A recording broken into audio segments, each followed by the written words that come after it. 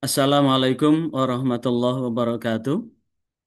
Waalaikumsalam warahmatullahi Waalaikumsalam wabarakatuh. warahmatullahi wabarakatuh. Alhamdulillah.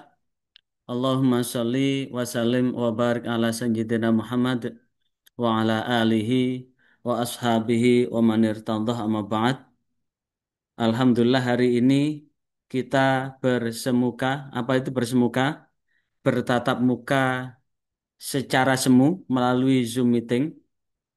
Jadi dengan teknologi baru pasca pandemi COVID,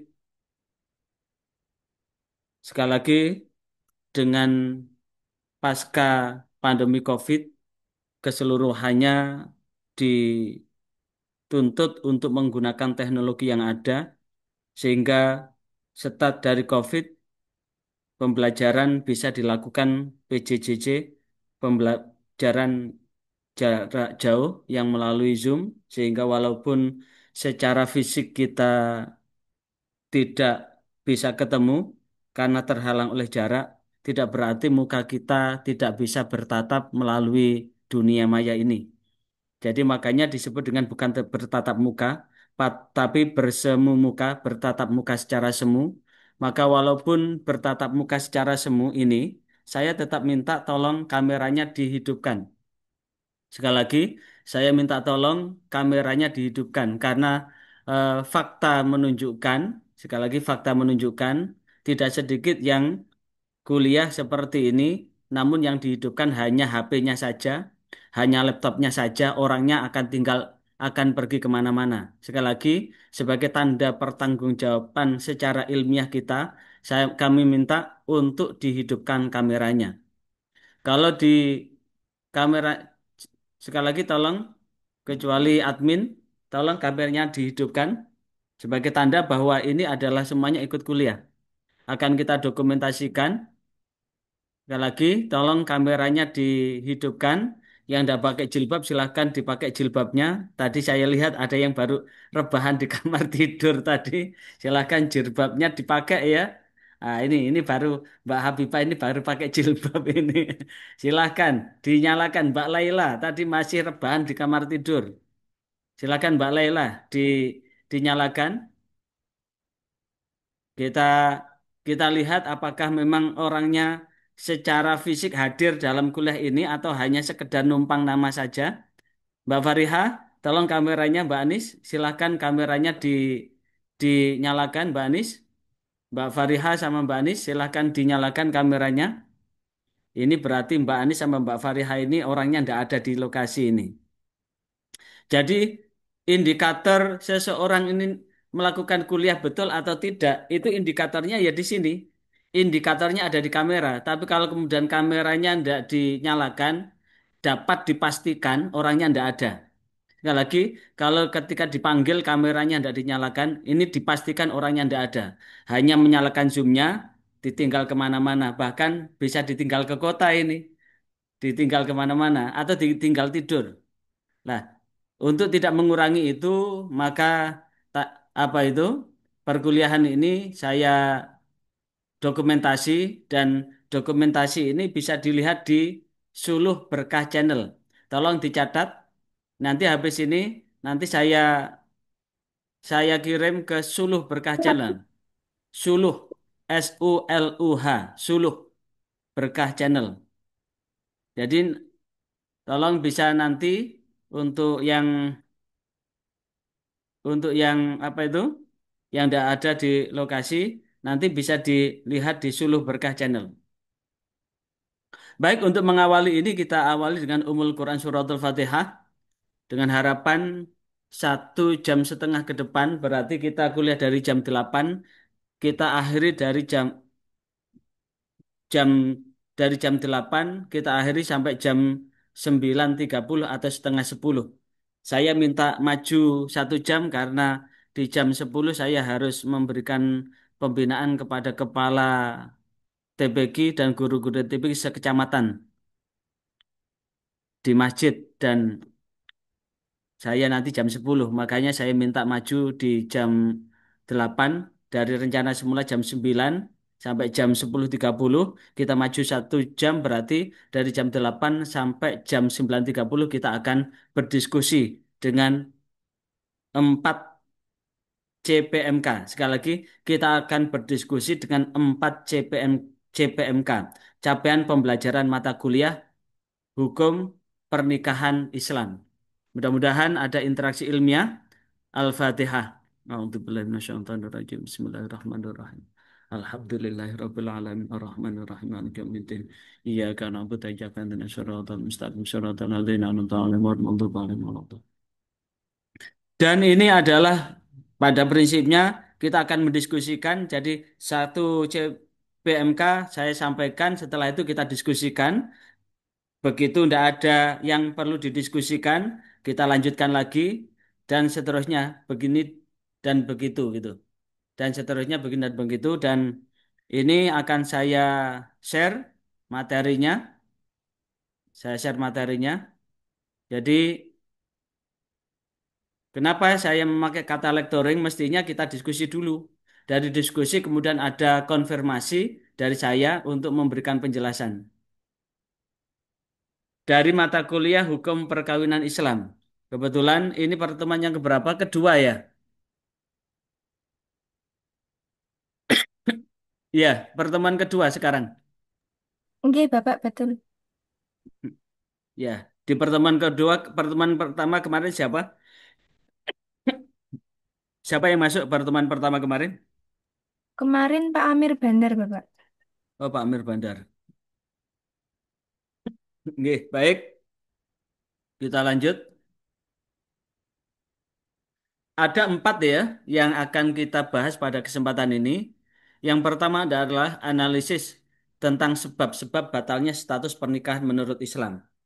Yang kedua, urgensi perjanjian perkawinan menurut hukum Islam. Yang keempat adalah syigat ta'liqut tolak. Syigat ta'liqut tolak pakai ki ini bukan pakai ain. Syigat ta'liqut tolak dari kata tolako yatluku tolakon. Kemudian yang keempat adalah problematika hukum nikah, talak, cerai, dan rujuk di masyarakat. Jadi keseluruhan ini dalam praktek, sekali lagi, keseluruhan ini dalam praktek sangat rentan. Ketika Anda paham tentang kaitan dengan hukum, tidak sedikit yang kemudian tanpa disadari hubungan badan mereka itu masuk dalam ranah perzinaan. Sekali lagi, terkait dengan ini, jikalau tidak dipahami dengan benar, maka hubungan badan mereka ini akan rentan dengan perzinaan. Apa yang dikatakan perzinaan adalah hubungan yang ada kaitannya dengan apa? Birahi yang tidak diikat dengan syariat yang benar. Maka pada kesempatan ini akan kita diskusikan. Dan ini saudara, ada di antara saudara yang tak lihat dari data data mahasiswa yang ada ini ada yang penghulu di wilayah Kota Kediri, ada yang pengacara, ada yang hakim, ada yang penyuluh, dan ada yang santri. Paling tidak, ini yang akan menjadi problem-problem yang tidak akan pernah selesai di kalangan di tengah-tengah masyarakat. Tapi paling tidak, apa yang kita diskusikan ini adalah menyangkut pada tataran praktis yang mau tidak mau kita akan berhadapan dengan fakta ini, gitu. Dari ini CPMK yang keempat, jadi saya dikasih mandat untuk menyampaikan CPMK 4, 5, 6, 7. 4, 5, 6, dan 7. CPMK yang keempat adalah analisa analisis sebab-sebab batalnya status pernikahan. Bahasa yang benar adalah analisis. Analisis sebab-sebab batalnya status pernikahan. CPMK yang kelima adalah urgensi perjanjian perkawinan. CPMK yang keenam adalah syukur ta'liqut tolak menurut hukum Islam. Dan yang keempat adalah problematika hukum nikah, hukum talak, hukum cerai, hukum rujuk yang ada di tengah-tengah masyarakat. Di CPMA yang keempat, analisis sebab-sebab status pernikahan menurut Islam. Menurut Islam, pernikahan ini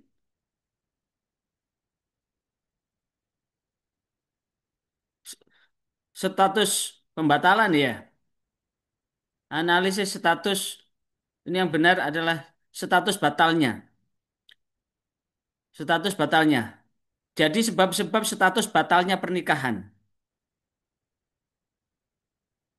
Akan kita coba apa yang menyebabkan sebuah pernikahan itu akan batal. S- Suatu status pernikahan atau perkawinan. Ini saya pindah ke sini biar tidak nutup. Oke. Status perkawinan atau pernikahan dapat batal karena berbagai sebab yang melanggar syariat. Di antaranya adalah melanggar syarat sahnya perkawinan. Jadi kalau ada perkawinan yang syarat sahnya, sekali lagi, jikalau ada perkawinan yang syarat sahnya perkawinan itu tidak dipenuhi, walau hanya satu, maka secara otomatis pernikahan itu bisa dibatalkan. Misalkan syaratnya, syarat-syarat perkawinan apa? Yang pertama Muslim, terutama yang laki-laki. Muslim. Seorang Muslim akan nikah dengan sesama Muslim. Yang kedua, ada mempelai laki-laki dan sebagainya. Jika ada salah satu syarat sahnya ini tidak ada, maka ini bisa menjadi batal. Yang kedua, ada ancaman. Makanya, ketika seorang penghulu hendak mencatat, sekali lagi, ketika seorang penghulu atau pegawai pencatat nikah hendak mencatatkan peristiwa pernikahan,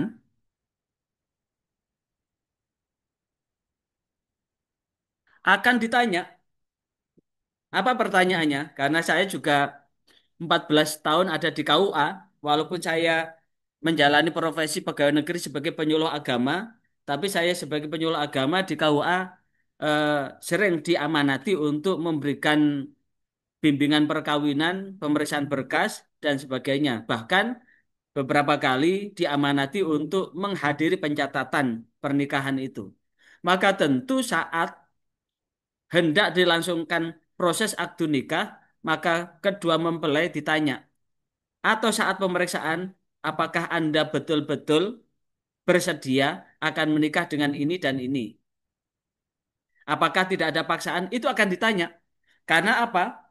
Jikalau ternyata dalam pernikahan itu salah satu dipaksa untuk menikah, maka itu bisa diajukan untuk melakukan pembatalan perkawinan. Yang ketiga ada penipuan. Ada penipuan. Misalkan ini pernah terjadi di beberapa kasus, ada seorang perempuan yang apa? Yang mendandankan diri itu apa? Ada seorang perempuan yang menjadi laki-laki dan itu baru diketahui setelah beberapa lama diketahui dan mertuanya diketahui kenapa ini menantu saya ini kok setiap keluar dari kamar mandi dadanya ditutup. Diam-diam ternyata setelah dilihat dadanya, ternyata ini bukan dada laki-laki, tapi dada perempuan. Nah, pertanyaannya, kenapa? Nah, setiap hubungan badan, si perempuan yang jadi laki-laki ini selalu mematikan lampu. Maka tentu laki-laki ini telah menipu statusnya sebagai seorang perempuan, karena kebetulan perempuan ini adalah punya apa? Perempuan kan kalau jiwanya laki-laki namanya apa? Namanya apa Mas, Mas Fikri? Kalau ada perempuan jiwanya laki-laki itu namanya apa? Lesbi ya. Kalau ada laki-laki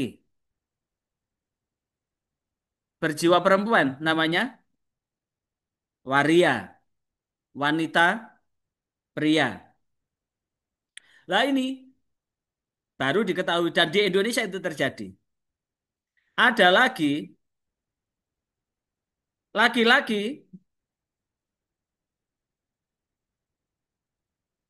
memalsukan status sebagai perempuan dan itu terjadi. Terjadi di negeri tercinta ini. Pernah terjadi. Maka itu bisa dilakukan pengajuan pembatalan perkawinan. Kemudian salah sangka mengenal pasangan, misalkan yang dilamar itu adalah adiknya, tapi yang diberikan kakaknya, baru diketahui setelah akad nikah. Karena ini ternyata salah, maka bisa diajukan pembatalan nikah. Kemudian dalam pernikahan itu kan mestinya ada saksi, dua orang saksi yang adil dan tidak ada saksi, maka ini juga bisa diadakan pembatalan. Atau ada hubungan darah, sesusuan atau semenda. Ada kakak beradik yang terpisah dalam waktu yang lama sehingga tidak mengenal bahwa kedua-duanya adalah saudara, apakah saudara kandung atau saudara seayah atau saudara seibu, dan kemudian menikahlah dia. Baru diketahui setelah akad nikah, maka pernikahan itu bisa batal. Karena apa? Pernikahan sedarah atau sesusuan atau semenda itu tidak dibenarkan dalam syariat Islam. Dan pembatalan ini akan berbeda dengan perceraian. Dan pembatalan ini memiliki batas waktu pengajuan permohonan. Di mana sehingga dari sekian tadi, apa yang menjadikan alasan sebuah pernikahan itu bisa dibatalkan? Yang pertama, bahwa pernikahan itu tidak memenuhi syarat sahnya perkawinan. Yang kedua, bahwa pernikahan itu terjadi karena ada paksaan atau ancaman. Yang ketiga adalah bahwa dalam pernikahan itu adalah ada penipuan atau salah sangka. Yang keempat, dalam pernikahan itu tidak ada saksi yang cukup. Dan yang kelima adalah ada hubungan perkawinan apakah hubungan darah, semenda atau sesusuan yang di situ betul-betul secara undang-undang dan secara syariat betul-betul terhalang untuk menikah. Atau melanggar batas umur.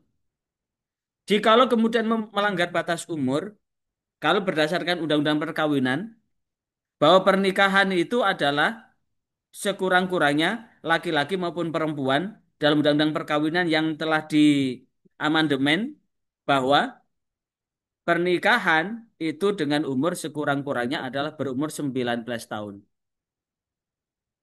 Dan yang terakhir adalah salah satu pihak akan terikat dengan perkawinan lain. Misalkan ada seorang perempuan yang dinikah oleh seorang laki-laki, namun perempuan ini masih ada ikatan sebagai istri, sekali lagi, namun perempuan ini masih ada ikatan sebagai istri laki-laki lain dan itu belum dilepas dengan apa? Belum dicerai. Misalkan ada seorang perempuan yang berangkat menjadi PMI, pekerja migran Indonesia. Taruhlah perempuan ini berangkat ke Arab Saudi sebagai PMI. Padahal perempuan yang berangkat ke Arab Saudi ini adalah masih punya suami di Indonesia. Maka apapun alasannya, jikalau kemudian telah diketahui bahwa perempuan ini masih punya suami dan statusnya masih istri orang dan belum ada perceraian, maka ini bisa dibatalkan. Nah, inilah yang kemudian, sekali lagi, inilah yang kemudian menjadi alasan bahwa pernikahan itu tidak sah demi hukum. Dan mau tidak mau harus dibatalkan. Kemudian bagaimana tata cara pengajuan pembatalan perkawinan dan bagaimana batas permohonannya, maka permohonan pembatalan perkawinan ini ada keterkaitan dengan batas waktu. Jikalau perkawinan dilangsungkan karena ancaman dan ancaman tersebut telah berhenti, serta suami istri masih hidup bersama selama 6 bulan setelahnya, maka hak untuk mengajukan pembatalan perkawinan gugur. Jadi kalau ini khusus untuk ketika ada perkawinan, namun ternyata melebihi dari 6 bulan, maka hak untuk membatalkan ini gugur. Maka tentu pembatalan ini ada beberapa ketentuan-ketentuan yang lain. Apa ketentuan-ketentuan yang lain? Maka ini masih berlaku pada pada ini. Jika pembatalan ini ternyata belum ada persenggamaan, maka tentu ini kan tidak mengenal iddah. Sekali lagi, Jikalau pembatalan ini belum ada persenggamaan, maka ini kan tidak mengenal iddah. Sehingga statusnya masih dapat dikatakan yang laki-laki masih jejaka dan yang perempuan adalah masih perawan. Lantas bagaimana kalau ini status setelah diketahui ternyata keduanya ini adalah kakak beradik dan keduanya itu sudah punya apa? Sudah punya anak, maka mau tidak mau harus cerai. Harus cerai, statusnya bukan membatalkan tapi perceraian. Karena ada banyak kasus di Surabaya, di Surabaya terutama. Itu ternyata ada kasus di KUA Amanah itu. Ternyata istrinya itu adalah saudaranya sendiri yang lama terpisah sejak kecil. Lah, inilah yang kemudian menjadi fenomena yang cukup menarik. Bagaimana fakta memang inilah yang kemudian menjadi salah satu rahasia tentang sabda Rasulullah Sallallahu Alaihi Wasallam, abghadul halal indallah at-talaq. Sekali lagi, abghadul halal indallah at-talaq. Perbuatan halal namun Allah sangat memurkai itu adalah perceraian. Pertanyaannya kenapa?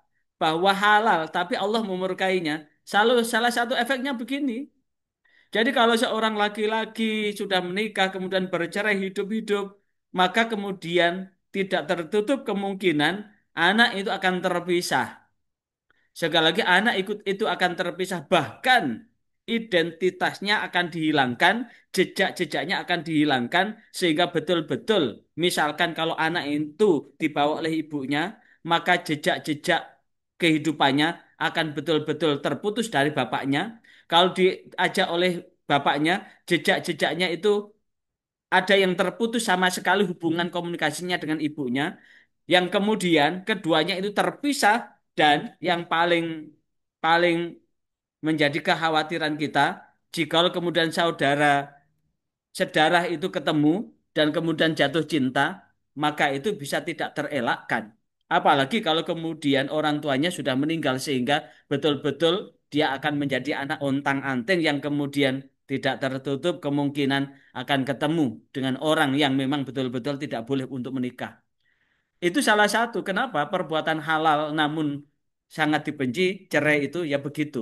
Belum lagi bahwa fakta perceraian itu meninggalkan masalah.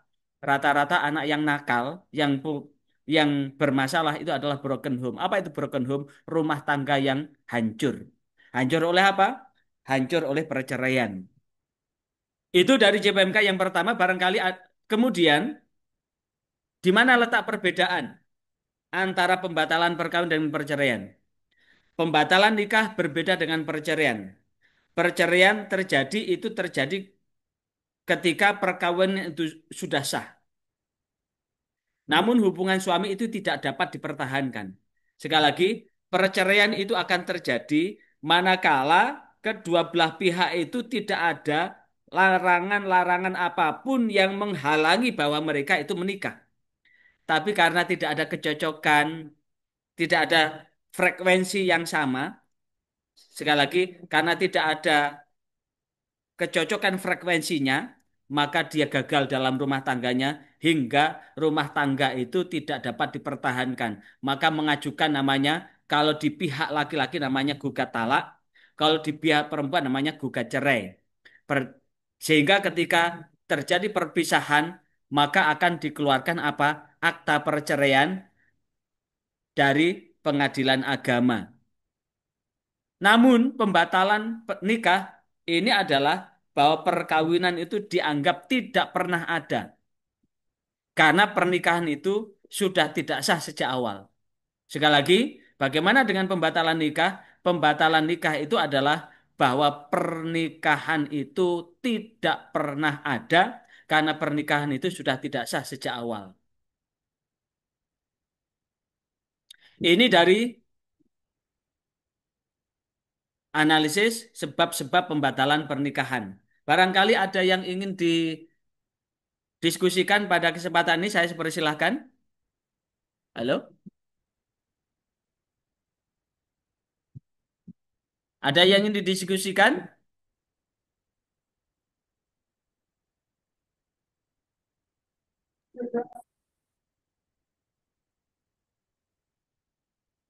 Ada yang ingin ditanyakan?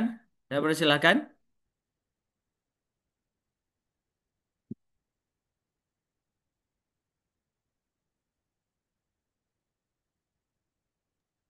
Halo?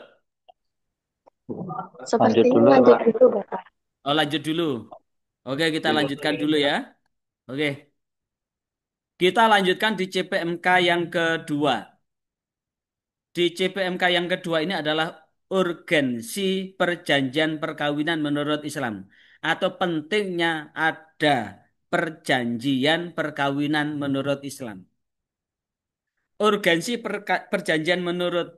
urgensi perjanjian perkawinan menurut Islam itu terletak pada fungsi bahwa perjanjian itu dapat sebagai pedoman yang jelas untuk melindungi hak perempuan sebagai istri dan melindungi hak dan kewajiban laki-laki sebagai suami. Atau dengan kata lain bahwa terkait dengan perjanjian perkawinan itu dalam rangka melindungi hak dan kewajiban kedua pihak sebagai relasi suami istri dalam satu biduk rumah tangga.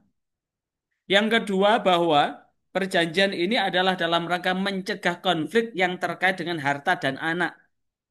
Barangkali ada harta benda yang jikalau dibiarkan tanpa perjanjian akan ada konflik yang tidak berkesudahan, yang siap untuk meretakkan rumah tangga masing-masing, maka ini bisa juga diikat dengan perjanjian perkawinan. Atau masing-masing misalkan ada seorang laki-laki yang sudah menjadi duda, seorang perempuan yang menjadi janda, yang kemudian kedua-duanya juga bawa harta masing-masing, bawa anak masing-masing, maka bagaimana supaya untuk merangkai ini supaya tidak ada masalah di kemudian hari, maka ini juga bisa dilakukan untuk apa? Adanya perjanjian dalam perkawinan.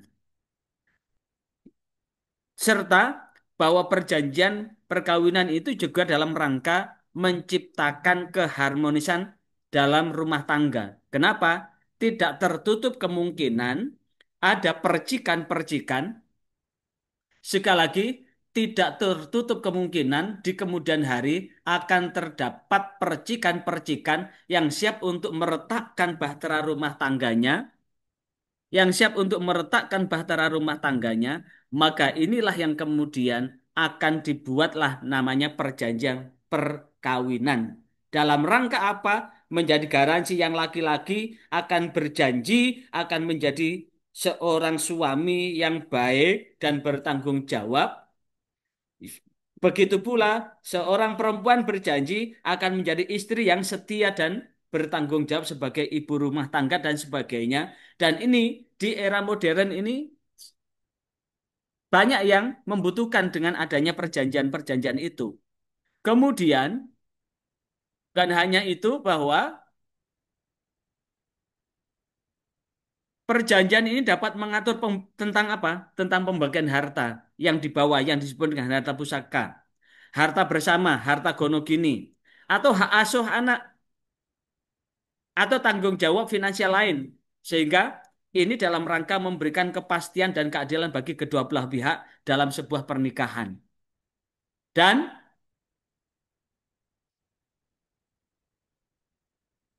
ada tiga paling tidak.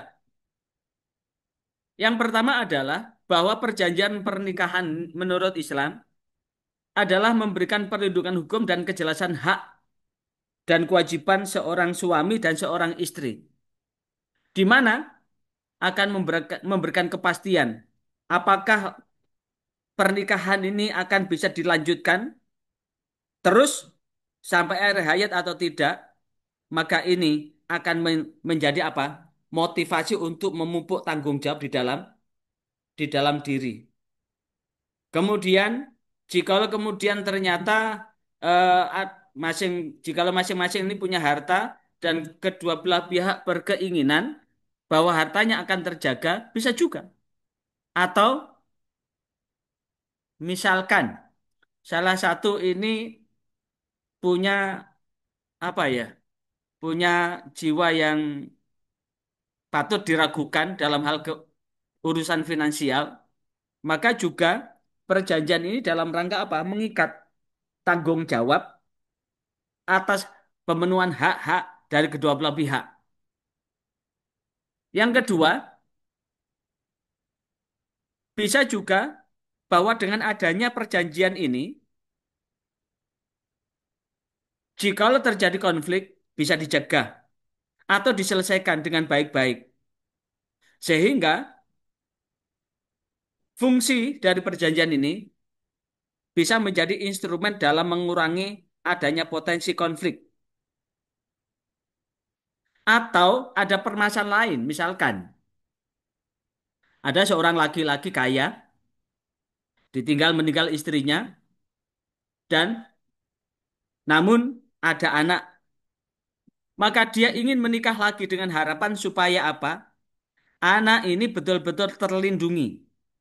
Maka dibuatlah perjanjian bahwa perempuan yang dinikah ini adalah siap mengasuh bersama untuk membesarkan anak yang ditinggalkan ini, untuk membesarkan anak yatim atau anak piatu ini, untuk dididik menjadi anak yang baik dengan satu perjanjian ditandatangani di atas materai. Maka ini dapat dibolehkan karena apa? Dalam rangka memberikan perlindungan pada anak dari apa? Tindak kekerasan dalam rumah tangga.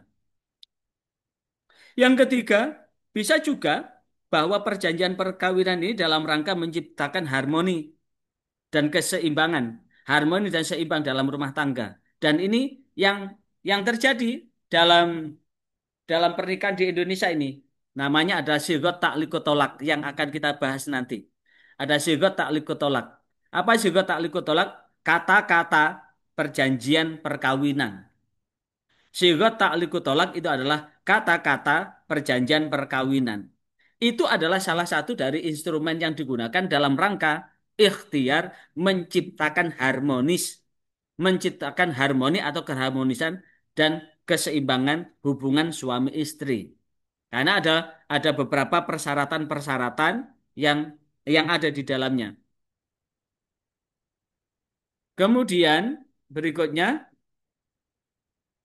yang ketiga ini sigot taklikut tolak. Sigot taklikut tolak atau perjanjian perjanjian talak menggantungkan talak, perjanjian menggantungkan talak. Menurut hukum Islam dan hukum Indonesia, sigot taklikut tolak adalah sebuah perjanjian yang diucapkan oleh seorang suami setelah akad nikah yang berupa janji talak yang digantungkan pada suatu keadaan tertentu. Sekali lagi, sigot taklikut tolak adalah sigot itu adalah perjanjian, taklib itu adalah menggantung, talak adalah perceraian. Perjanjian menggantung talak yang mana perjanjian menggantung talak ini dibacakan setelah proses akad nikah dan sigot taklikut tolak itu ada di belakang apa? Di lampiran paling belakang. Lampiran depan dari surat nikah ini adalah identitas kedua belah pihak, adalah data profil kedua belah pihak, kemudian lampiran berikutnya adalah ada identitas mempelai laki-laki, mempelai perempuan, kemudian identitas wali nikah dan ditandatangani oleh penghulu, dan di belakang sendiri ada namanya sigot taklikut tolak atau perjanjian talak yang digantungkan. Ini dikandung maksud bahwa jika kondisi yang diperjanjikan tersebut terjadi, misalkan suami meninggalkan istri selama 2 tahun atau tidak memberikan nafkah selama 3 bulan, maka jikalau istri ini tidak ridho, maka istri punya hak untuk mengajukan gugat cerai ke pengadilan dan pernikahan dapat diputuskan oleh hakim pengadilan jikalau itu terbukti. Yang mana ini tujuan utamanya adalah untuk melindungi hak istri dan mencegah adanya kesewenang-wenangan seorang suami. Jadi misalkan dia punya seorang suami, kemudian pamitan kerja ke luar negeri menjadi PMI, pekerja migran Indonesia, namun bertahun-tahun tidak pernah kunjung pulang. Makanya saya sering menerjemahkan alamatus sa'adah arba, bahwa tanda-tanda kebahagiaan seseorang itu ada empat. Sekali lagi, tanda-tanda kebahagiaan itu ada empat. Yang pertama adalah apa? Zaujatuhu solihah, adalah adanya istri yang solihah. Wa auladu abroron, anak-anak yang berbakti. Kemudian yang ketiga adalah siapa? Teman-teman yang baik. Dan yang keempat adalah rizkun fi biladih. Yang keempat adalah rizkun fi biladih. Apa rizkun yang fi biladih itu? Rizki yang diperoleh yang dekat dengan tempat tinggalnya. Kenapa? Kalau seseorang bekerja dekat dengan keluarga, dekat dengan tempat tinggal, maka jikalau menemukan di tempat kerja itu ada perempuan yang cantik, atau ada laki-laki yang gagah dan tampan, maka cepatlah pulang karena di rumah ada yang halal. Dan urusan itu tidak bisa ditransfer. Lah, kalau kemudian kerja di luar negeri dan tidak pulang-pulang, ada saatnya ada kewajiban nafkah lahir, uang bisa ditransfer, tapi yang satu itu tidak bisa ditransfer. Maka inilah yang kemudian sebetulnya orang yang bekerja jauh dari pasangannya, kalau perempuan itu jauh dari suaminya, kalau laki-laki jauh dari istrinya, maka sebetulnya orang ini adalah mencari bayang-bayang semu dalam kehidupan ini. Maka sebetulnya ungkapan dalam dalam masyarakat Jawa, mangan orang mangan pokok ngumpul itu memang betul. Makan ndak makan yang penting kumpul. Karena apa? Berat sama dipikul, ringan sama dijinjing. Suka duka akan dihadapi bersama. Karena apa? Dalam peribahasa, hujan emas di negeri tetangga lebih baik hujan air di rumah sendiri. Jangan hujan batu loh ya. Kalau hujan batu kena kepala sakit semua. Sekali lagi, hujan emas di negeri tetangga itu lebih baik daripada eh hujan hujan hujan air di negeri sendiri, di rumah sendiri lebih baik daripada hujan emas di negeri tetangga. Artinya apa? Sebuah kebahagiaan itu akan akan diraih ketika manakala keduanya dalam dalam kebersamaan. Makanya betul jikalau kemudian jikalau suami ini memisahkan diri 2 tahun dan tidak pulang-pulang jadi Bang Toyib, jikalau istri itu tidak ridho, maka istri ini bisa mengajukan gugat itu. Atau 3 bulan tidak ngasih nafkah, hanya nuntut nafkah batin. Padahal di dalam Al-Quran, Ar-rijalu qawwamuna 'alan nisa, seseorang laki-laki itu akan menjadi pemimpin perempuan itu ada 2 sebab loh ya.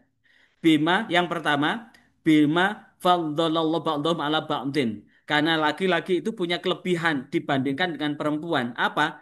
Kelebihan akal dan okol. Laki-laki itu mikirnya lebih panjang. Laki-laki itu lebih kuat mentalnya, nggak gampang nangisan. Beda dengan perempuan, perempuan itu gampang nangis, diakui atau tidak. Secara fitrah, perempuan itu gampang nangisan. Dan okol, berarti ototnya lebih kuat daripada otot perempuan. Itulah yang disebutkan kenapa pemimpin rumah tangga itu adalah laki-laki. Tapi tidak cukup dengan itu. Yang kedua adalah wabima amfaku. Karena laki-laki itu yang akan menafkahinya. Bagaimana jikalau ada seorang laki-laki yang tidak bisa menafkahi, apakah nafkah batin atau nafkah lahir? Maka sesungguhnya dari ayat ini, maka dia kehilangan separuh hak sebagai kepala rumah tangga. Apalagi kalau laki-laki itu hanya ongkang-ongkang kaki aja dan cengeng, maka sama sekali tidak layak dia sebagai kepala rumah tangga. Nah, sigot taklikot tolak itu fungsinya untuk itu. Makanya ini dalam tayangan berikutnya ini Tayangan berikutnya ini sigot takliku tolak, perjanjian talak yang digantungkan, maka ini biasanya ditandatangan ini. Apa bunyinya? Sesudah akad nikah saya, Fulan bin Fulanah, berjanji dengan sesungguh hati bahwa saya akan mempergauli istri saya yang bernama Fulanah bin Fulan dengan baik menurut ajaran Islam. Kepada istri saya tersebut menyatakan sigat taklik sebagai berikut. Apabila saya satu, meninggalkan istri saya 2 tahun berturut-turut. Dua, tidak memberi nafkah wajib kepadanya 3 bulan lamanya.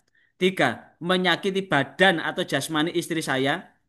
Atau empat, membiarkan atau tidak memperdulikan istri saya 6 bulan atau lebih.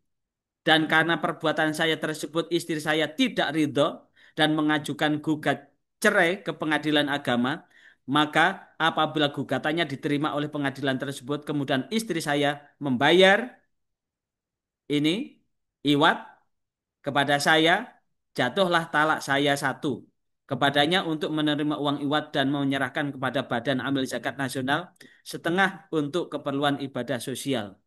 Nah, jatuhlah ini. Jadi ada empat. Jadi yang pertama adalah meninggalkan istri 2 tahun berturut-turut.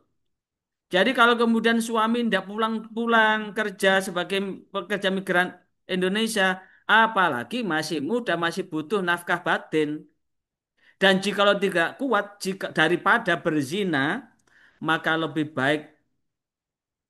Makanya dalam si dalam ijab kabul bunyinya uzawijuka ala ma amarallahu bimin imsakin. Yang pertama bimin imsakin bima'rufin. Bimin imsakin bima'rufin. Yang kedua autas rihim biisan. Bimin imsakin bima'ruf adalah menahan sebuah pernikahan ini untuk dipertahankan agar pernikahan ini betul-betul dilaksanakan sesuai dengan ma'ruf, nilai-nilai kebaikan yang dipakai dalam masyarakat itu autas rihim biisan atau berpisah dengan baik-baik. Itu diucapkan di awal proses akad nikah. Autas rihim biisan atau berpisah dengan baik-baik. Maka tentu daripada terjadi yang suami di sana punya wanita simpanan, yang perempuan di tanah air juga punya selingkuhan, maka inilah yang kemudian akan menyebabkan adanya dosa yang berkepanjangan dan berkelanjutan. Dan jikalau itu tanpa disadari semakin menjauhkan diri dari ridha Allah. Atau tidak memberikan nafkah wajib, apakah nafkah lahir maupun naskah batin, lah ini juga bisa.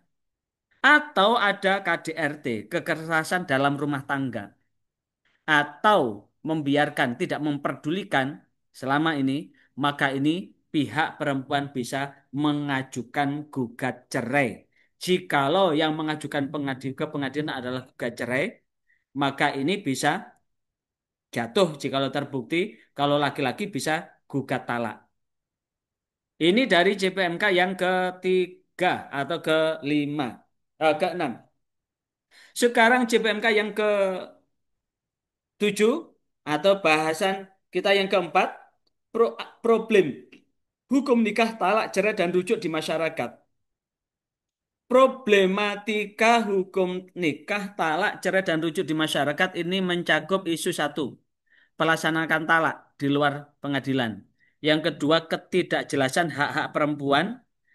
Kemudian masalah rujuk tanpa persetujuan istri, dampak hukum dan sosial terhadap anak, dan ini terdapat perbedaan antara konsep hukum Islam dan hukum positif, terutama dalam mengatur hak perempuan dalam proses legalisasi perceraian dan rujuk. Kita bahas satu persatu. Yang pertama terkait dengan problematika hukum nikah, talak cerai. Yang pertama adalah problem matikan nikah adalah isu kebutuhan dispensasi, terutama ini. problematika nikah yang terkait dengan isu kebutuhan dispensasi nikah bagi anak di bawah umur. Yang kedua, problem nikah siri. Dispensasi anak di bawah umur ini sebetulnya secara undang-undang, hukum positif, secara undang-undang hukum positif tidak dapat dibenarkan. Jikalau ada seorang perempuan atau seorang laki-laki menikah di bawah umur, maka ini tadi di awal tadi kan bisa dibatalkan. Nah, lantas bagaimana jikalau ada anak SMP dan anak SMA ini berpacaran, yang laki-laki adalah anak SMA, yang perempuan adalah anak SMP, ini berpacaran, saking memelnya berpacaran sehingga apa itu hamil duluan. Gimana problem ini? Maka tentu sebagai hakim ini akan melihat dari banyak pertimbangan. Ada yang betul-betul tidak bisa mengabulkan itu. Karena kebetulan 2 tahun yang lalu ada dari mahasiswa kita dari Magister Hukum ini juga menyatakan bahwa ada beberapa hal kriteria saya mengabulkan. Kebetulan beliau ini sebagai hakim pengadilan agama di dekat Surabaya, di wilayah Mojokerto, beberapa kali pernah menolak dispensasi itu. Karena apa? Setelah dianalisis, tidak lebih baik pernikahan itu. Akan cenderung menjadikan mereka semakin sengsara. Lah, maka tentu terkait dengan dispensasi ini, sekali lagi, terkait dengan dispensasi ini ada problem. Karena apa? Secara hukum agama, secara hukum agama itu kan ada 5 syarat kan, bahwa kalau menurut ulama Syafi'iyah, sekali kalau menurut ulama Syafi'iyah, bahwa pernikahan itu akan rukun-rukun nikah itu adalah ada mempelai laki-laki, mempelai perempuan, kemudian wali, saksi, ijab kabul. Ada 5. Mempelai laki-laki, mempelai perempuan, wali, saksi, dan ijab kabul. Yang penting 5 ini terpenuhi, kan sah saja, walaupun yang dinikahi itu masih di bawah umur. Maka inilah yang kemudian akhirnya menimbulkan problem. Jikalau kemudian dinikah, dicatatkan di KUA tidak memenuhi syarat, maka akhirnya apa? Prinsip orang daripada nanti anak ini berzina, maka akhirnya dinikah siri tidak dicatatkan. Dinikahkan bapaknya sendiri dengan disaksikan oleh banyak orang, ini juga akan jadi problem. Nikah siri ini akan jadi problem manakala ada sesuatu di kemudian hari. Apalagi kalau kemudian pernikahan ini tidak dilanjutkan dengan pencatatan. Kalaupun telah dilanjutkan pencatatan, ini juga problemnya apa? Ini nanti kalau ada sesuatu yang sangat dibutuhkan, akan dibutuhkan pengajuan isbat nikah. Akan jadi problem jikalau kemudian saksi sudah tidak ada, wali sudah tidak ada. Ini akan jadi problem sementara anak-anak sudah tumbuh dewasa. Siapa yang dapat dihadirkan? Sementara saksi hidup ini sudah tidak ada. Ini juga akan jadi problem. Maka tentu problem-problem ini akan muncul. Maka kewajiban kita dan saudara sebagai mahasiswa magister hukum keluarga ini, bagaimana saudara ini mampu mengedukasi masyarakat supaya apa? Jaga anaknya. Paling tidak sampaikan bahwa jangan sampai terjebak pada hubungan yang tidak baik, hubungan apa? Hubungan yang tidak dibenarkan menurut syariat, pacaran dan sebagainya. Atau sampaikan kepada masyarakat bahwa apapun kondisinya, maka nikah siri itu minimal hukumnya makruh kalau ada di negeri ini. Bahkan jikalau sampai menimbulkan problem yang sangat besar di kemudian hari, maka bisa juga haram itu nikah siri itu. Sekali lagi, minimal nikah siri itu makruh.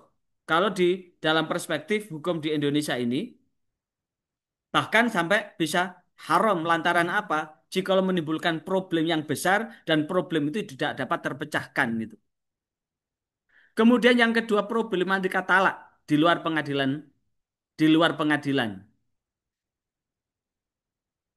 Problematika talak di luar pengadilan ada dua problematika talak ini. Yang pertama talak di luar pengadilan, yang kedua ketidakpahaman hak perempuan. Seorang kadang-kadang kalau perempuan sih mengajukan saya minta cerai, walaupun 1.000 kali dia menyatakan saya cerai, minta cerai dan sebagainya. Jikalau laki-laki tidak mengabulkan perceraian, maka tidak akan terjadi. Tapi bagaimana dengan seorang laki-laki yang latah gampang cerai, gampang cerai? Maka itu talak cerai itu bisa juga jatuh. Sekali lagi, talak cerai itu bisa jatuh. Lah kalau kemudian jatuh dan tanpa disadari, maka tidak tertutup kemungkinan kalau mereka masih tinggal serumah, maka mereka akan saat-saat ada musim bediding. Tahu musim bediding? Musim iklim yang begitu, musim iklim yang begitu dingin sehingga mengharuskan untuk butuh kehangatan tubuh. Nah, kalau kemudian keduanya sama-sama mencari kehangatan sementara statusnya sedang bukan suami istri, maka walaupun pengadilan ini belum menjatuhkan, status mereka itu akan berzina. Lah, problemnya di mana? Di hukum positif, walaupun seorang laki-laki menyatakan kamu tak cerai, bahkan mengucapkan kamu tak talak tiga. Jatuh itu bisa dilihat di dalam kitab Madhabil Arba'ah dari pendapat beberapa ulama. Maka di antara ulama Madhab 4 itu ada yang menyatakan jatuh. Tapi di pengadilan belum jatuh itu. Sebelum ada keputusan ingkrah dari pengadilan agama dan dikeluarkan apa? Dikeluarkan akta cerai. Nah, ini akan jadi problem itu. Belum lagi problem dengan ketidakpahaman hak perempuan. Kadang-kadang perempuan ini akan termarginalkan dengan situasi rumah tangga itu. Dan ini akan menimbulkan problem yang berkepanjangan di kemudian hari. Kemudian yang ketiga adalah problematika cerai. Pelaksanaan cerai gugat maupun cerai talak. Dalam pelaksanaan cerai gugat dan cerai talak antara hukum syariat, hukum fikih dengan hukum positif di dalam negara ini ada sedikit perbedaan. Perbedaannya di mana? Tentang mengenai jatuhnya itu. Jadi walaupun seorang laki-laki ini sudah menyatakan, menyatakan apa? Menyatakan cerai gitu, tapi kemudian tapi tidak diputuskan oleh pengadilan juga tidak jatuh. Nah, ini satu hal yang menarik ketika seorang perempuan mengajukan gugat cerai ke pengadilan. Ternyata setting di pengadilan ini tetap yang menceraikan adalah laki-laki. Jadi walaupun perempuan yang mengajukan gugat cerai, tapi yang menceraikan adalah yang laki-laki. Tapi bagaimana dengan kalau kemudian kedua belah pihak tidak datang?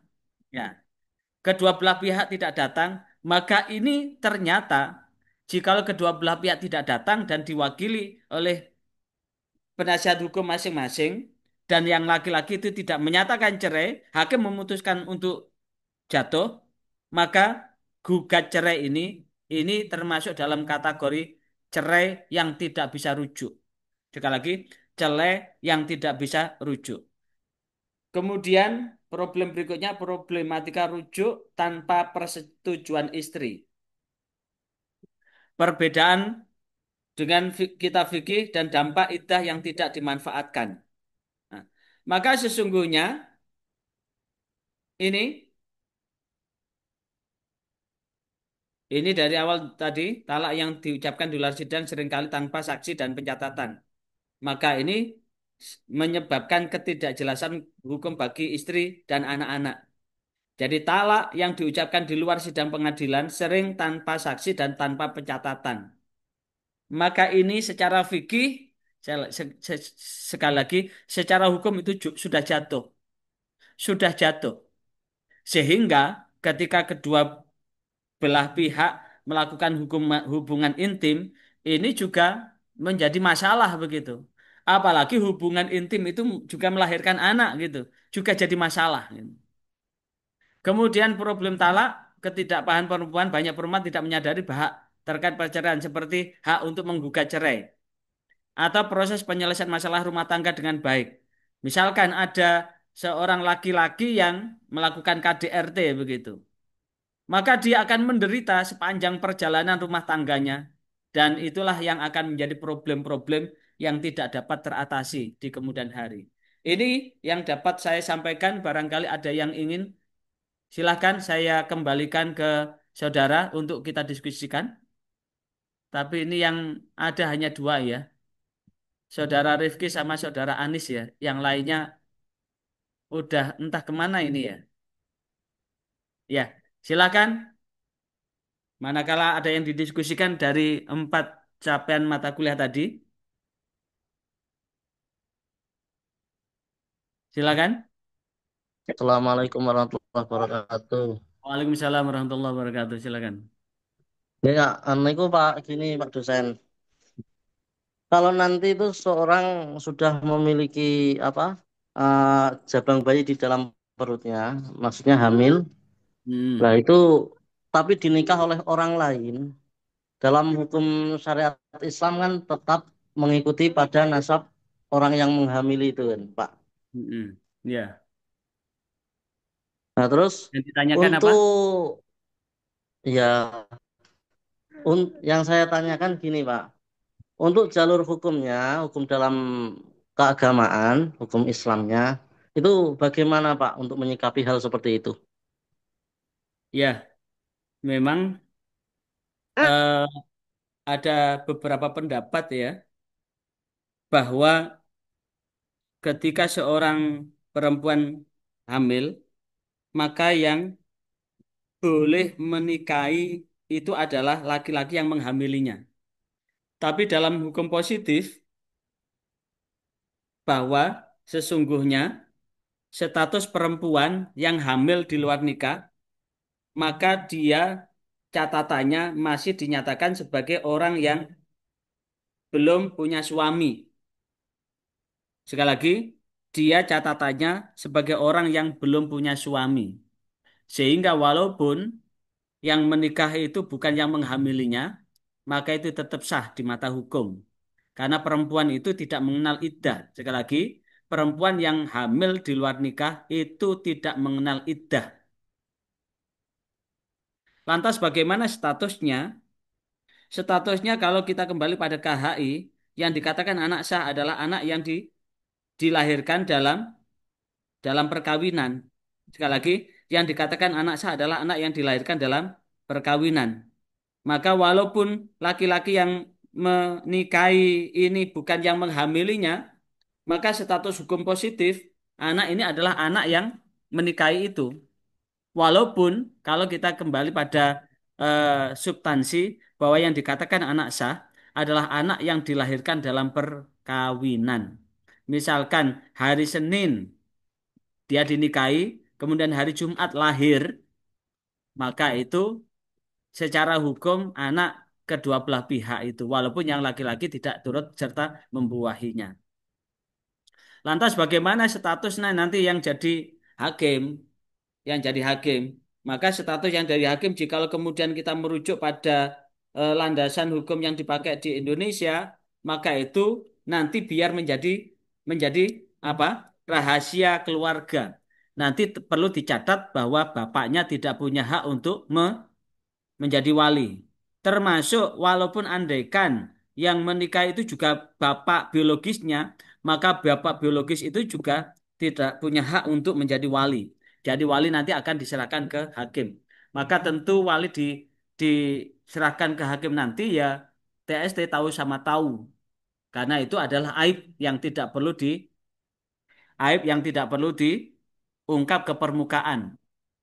Tapi kalau kemudian kita pakai madhab Hanafi, maka sesungguhnya wali itu tidak masuk dalam kategori rukun. Sekali lagi, wali itu tidak masuk dalam kategori rukun. Sehingga kalau tidak ada wali pun pernikahan juga tetap sah. Tapi kita hidup di Indonesia ya tetap pakai hukum positif yang ada di Indonesia termasuk kompilasi hukum Islam KHI itu akan termasuk hukum positif yang ditetapkan melalui keputusan presiden itu, Kepres. Kira itu, barangkali ada yang lain?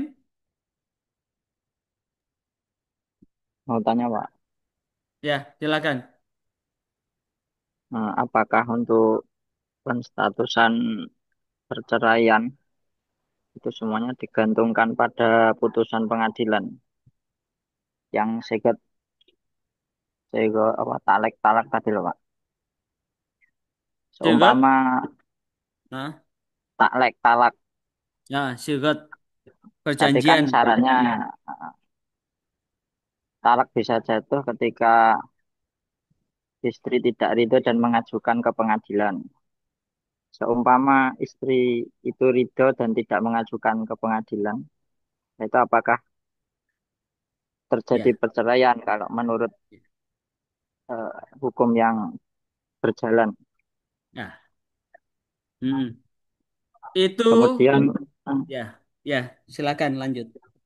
kemudian bagaimana jika eh, talak itu digantungkan pada sesuatu yang muhal gitu.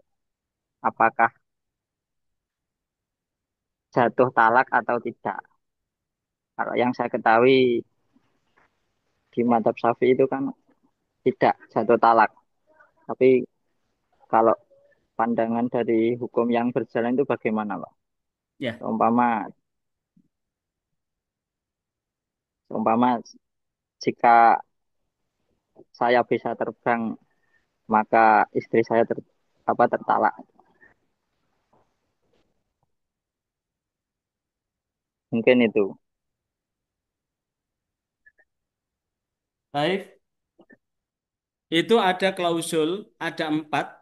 Kalau kita lihat ya, kita lihat di eh, apa yang tertera di surat nikah itu kan ada 4 tadi ya. Jikalau 2 tahun berturut-turut tidak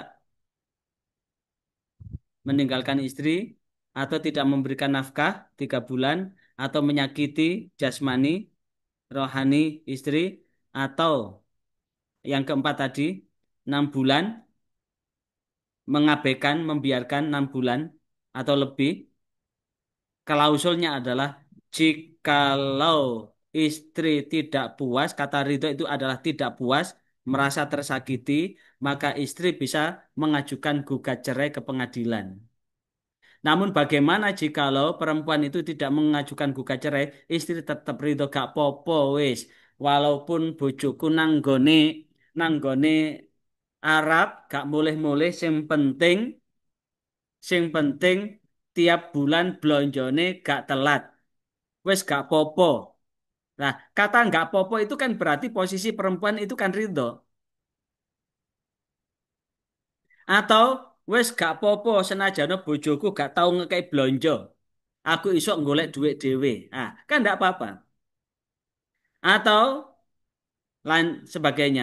Maka kata kuncinya adalah jikalau pihak perempuan tidak puas dengan kondisi itu dan itu bisa mengajukan gugat cerai. Namun jikalau tidak mengajukan gugat cerai, maka tidak akan ada namanya putusan perceraian. Ya. Kemudian bagaimana jikalau sikot talak itu adalah sesuatu yang muhal. Sesuatu ini kan harus diukur. Jikalau tidak terukur, maka itu bukan perjanjian itu. Sekali lagi, sebuah perjanjian itu adalah parameter, indikator itu bisa diukur. Jikalau tidak diukur, misalkan begini, jikalau kemudian tidak bisa menjebol Gunung Semeru untukku, seperti ini, kisah Bandung Bondowoso, aku mau engkau nikah, tapi buatkan candi 1000. Seperti Sang Kuryang itu menikah ibunya. Aku mau kau nikah jika kau mau mampu membuatkan aku perahu dalam semalam. Nah, itu kan satu persyaratan yang tidak tidak mungkin. Aku mau engkau nikah jika engkau mau mampu menanggul laut dari Jawa ke Kalimantan. Itu kan perjanjian yang tidak perjanjian yang diada-ada. Maka perjanjian itu tidak sah itu. batal demi hukum karena perjanjian yang mencari-cari. Tuh. Itu yang lain masih ada waktu 15 menit. Silahkan.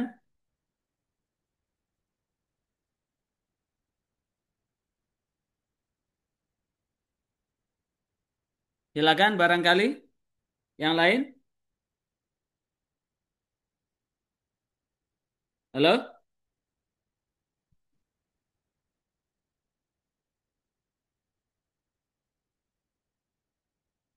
Halo?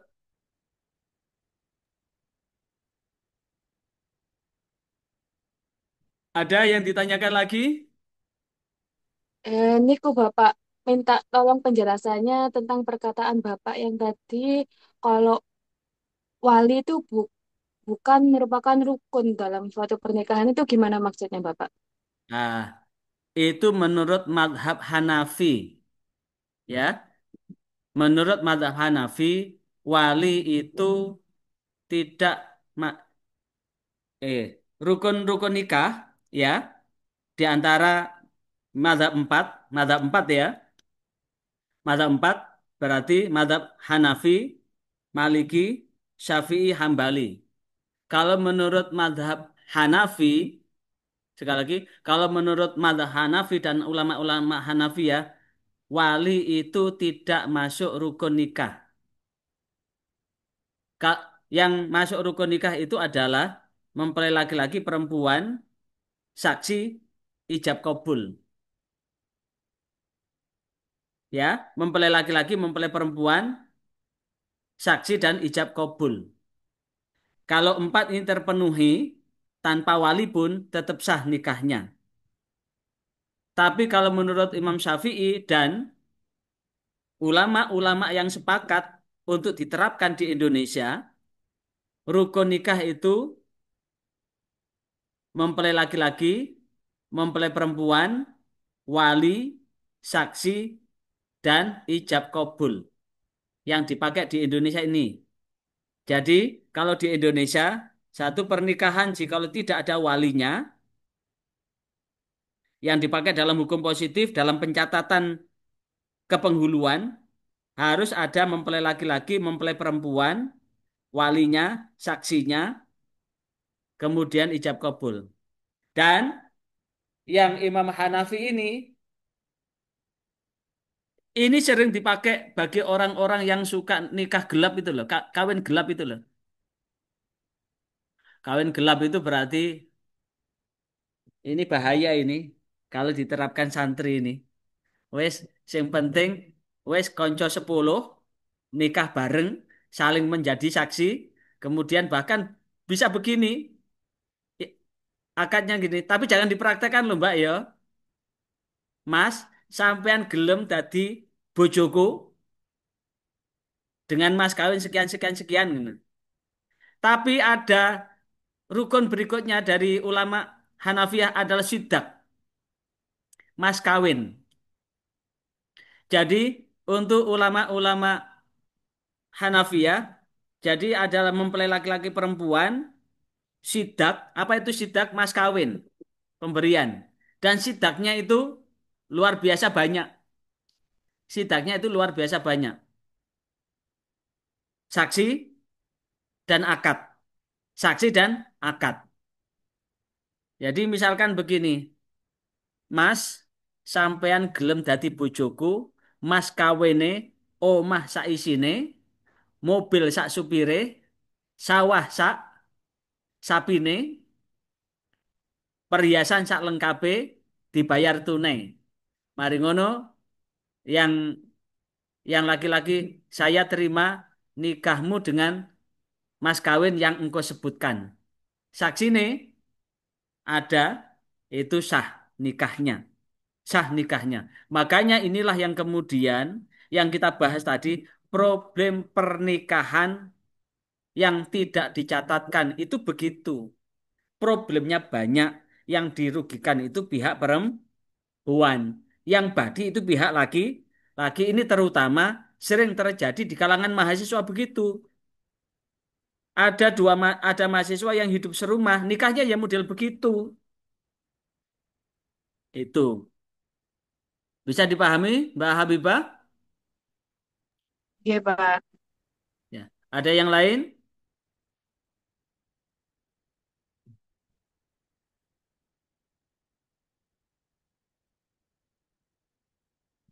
Halo?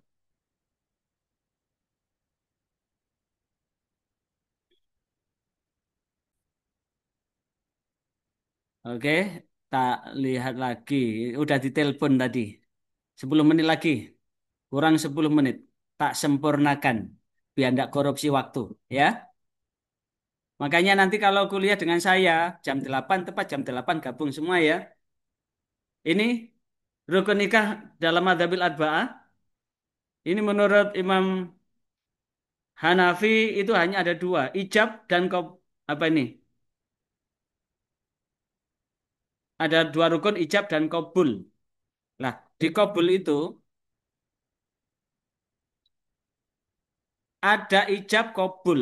Yang ketiga secara maknawi adalah di mana satu penyerahan yang di situ ada namanya persyaratan yang namanya sidq.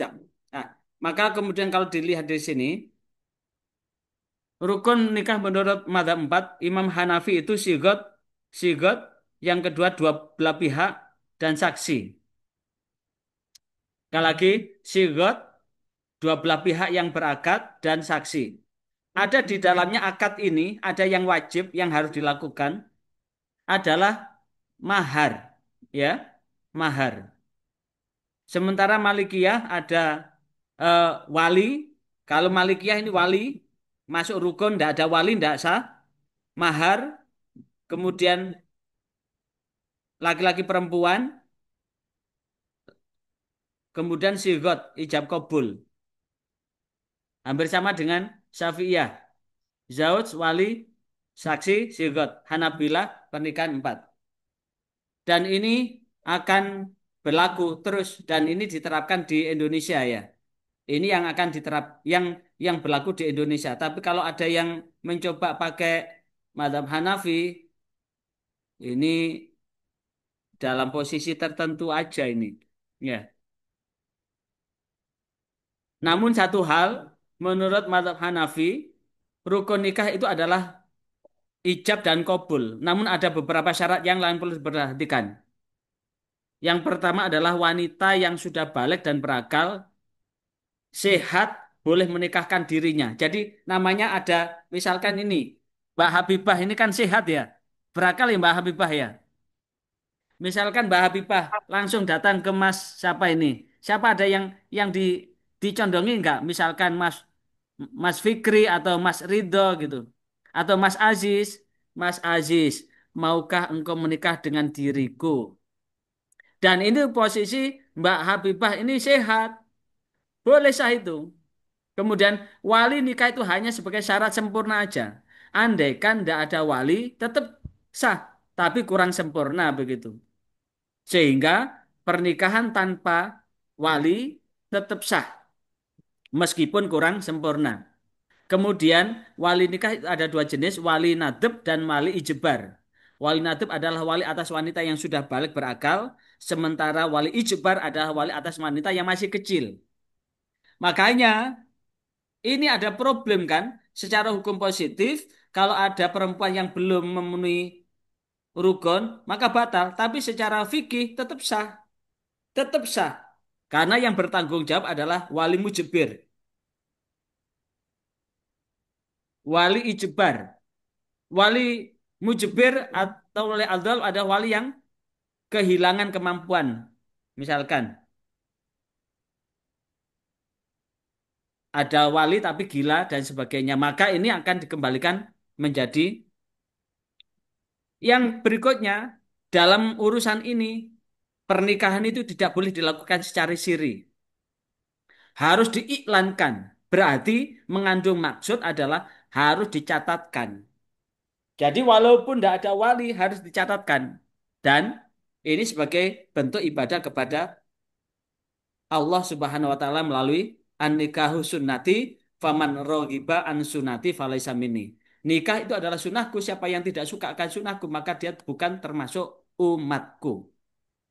Karena itu tetap semangat. Ada pertanyaan, masih ada waktu 5 menit. Izin Pak dosen Ya, tanya. ya, Tadi kan dari madhab Malik ini, madhab Hanafiyan niku yang namanya wali itu bukan menjadi syarat sahnya nikah nggih. ya, Berarti yang saya tanyakan istimbat Hanafiyan niku menanggapi hadis la la nikah ila biwaliyin wala syahidaini itu berarti mentafsiri bahasa la nikah di sini bimana cuma untuk bimana tamu berarti mana sempurna. Le Hanafi ya, kan istimbat Syafi'iyah kan ketika dalam hadis la nikahan itu bimana berarti aila yasiu an nikah ila biwali wa syahidaini kayak gitu. ya. Istimbatnya. Apa mungkin ada dalil hadis pendukung untuk terkait masalah Hanafiyah tidak menjadikan sebuah syarat dalam pernikahan? Ya. Eh, Gitu. coba dilihat di dalam kitab kitab Fiqh Sunnah ya. Dasarnya diantaranya yang pertama, la nikah illa biwaliyin, ulama-ulama Hanafiyah itu menganggap hadis itu kurang sahih. Yang kedua ada contoh nikah lain yang di situ pernah terjadi pernikahan tanpa wali. Coba dilihat di bab nikah di Fiqh Sunnah ya. Dan inilah yang kemudian dalam kiasan dalam kiasan bahwa pernikahan substansinya di rasionalisasinya Hanafi bahwa substansinya nikah itu terletak pada mempelai laki-laki perempuan. Sementara posisi kewalian yang ada yang didasarkan itu orang ulama-ulama Hanafiyah menganggap bahwa hadis itu belum memenuhi martabat kesohihan. Sehingga dari ulama-ulama Hanafiyah menganggap bahwa jikalau pernikahan itu tanpa wali tetap sah, tapi kurang sempurna, kurang sempurna. Adapun nanti hadisnya kalau ada kesempatan pertemuan, karena saya belum buka ini, ada kesempatan halamannya saya lupa, nanti ada kesempatan saya share di grup ya. Sudah ada grup belum? Tolong dimasukkan di grup ya.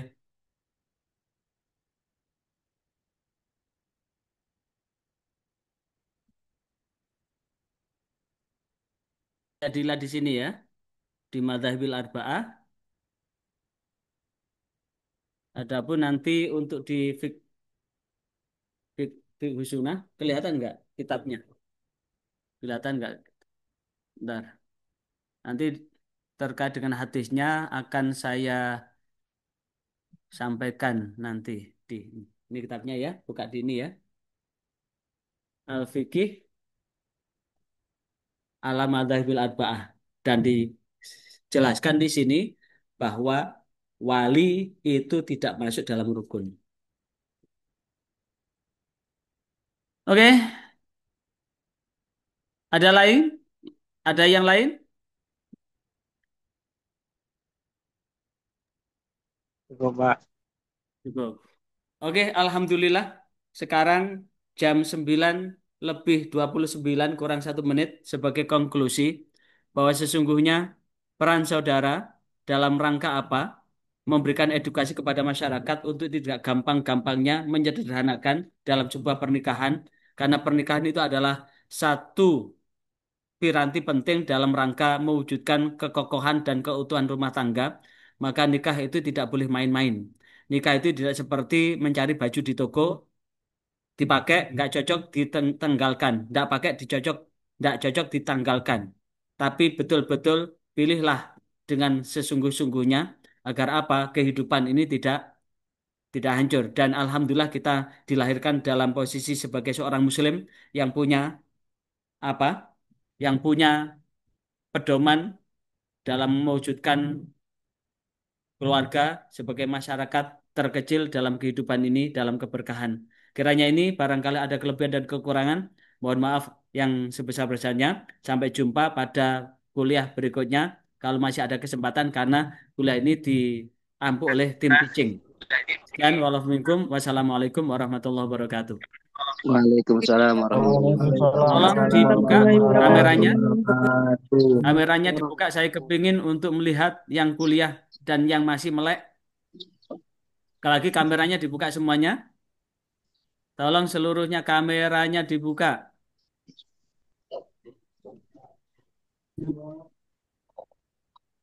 Alhamdulillah, sudah Paris. saya kirim. Sekian, wassalamualaikum warahmatullahi wabarakatuh.